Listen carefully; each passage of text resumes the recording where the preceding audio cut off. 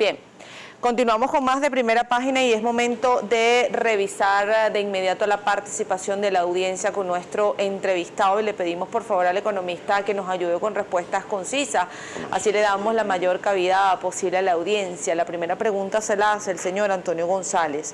La economía no responde a decretos y buenos deseos, usted debería saberlo, por eso van de fracaso en fracaso. ¿Qué le puede decir? Sí, bueno, efectivamente lo que se está preservando, lo que establece la Constitución en el artículo 299, le exhorto a esa persona, a ese venezolano, que lea el artículo 299 al 318 de la Constitución, que nosotros estamos previendo lo que es la soberanía productiva, la soberanía financiera de nuestra nación y no crear un desequilibrio que llegue a niveles de una histérisis de la inflación donde se pueda desatar una guerra civil, y esos son los criterios que en el estado de emergencia económica se están construyendo de manera formal como lo establece la Constitución. Lo que sí, obviamente, comparto en su criterio, es verdad, los decretos no van a resolver. Tenemos que construir una política económica más integral, ya no por la vía monetaria y fiscal, sino buscar otros mecanismos que sean nuevos y originarios de nosotros. El señor Anthony Pavón le dice, el dólar CIMADI empezó en 170 y la mala gestión lo infló hasta 660 hoy. ¿Cómo quieren luchar contra la inflación? Le pregunta. Bueno, obviamente hay un arma de destrucción masiva con el tema de las paridades cambiarias. También nuestra guerra en el panorama internacional no ha sido fácil.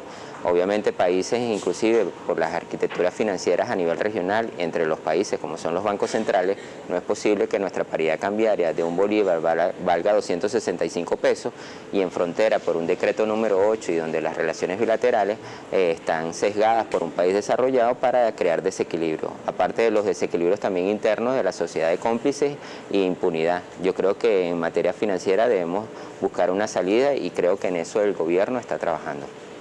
Vamos a recordar a nuestra audiencia que es la participación del economista Nelson Ford y estamos con la participación a través de nuestra cuenta Twitter. El señor Armando Rodríguez le pregunta cómo apostar al turismo cuando la delincuencia es implacable. ¿Qué le puede decir?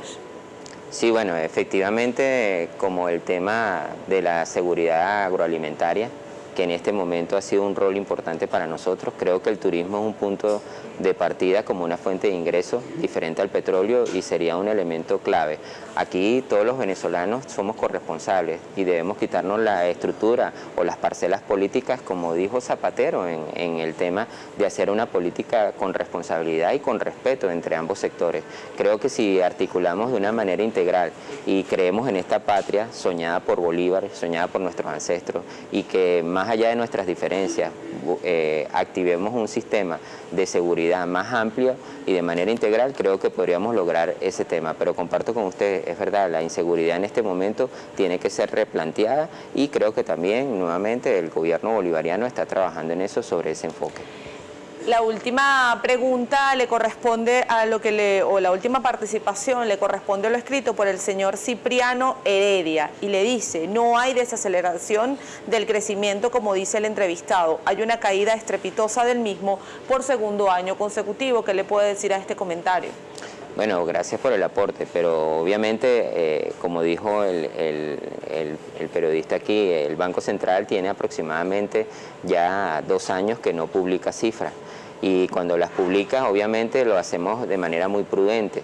Sin embargo, el Fondo Monetario Internacional, como organismo de financiamiento multilateral, ajustado a la hegemonía de poder que es los Estados Unidos y el tema de Bretton Woods, que obviamente sabemos que el dólar no tiene respaldo y su principal acreedor, que sigue siendo China, que es nuestro socio comercial, ha creado mecanismos junto con Rusia para poder resarcir algunos elementos de la inversión extranjera y activar el aparato productivo en algunos elementos.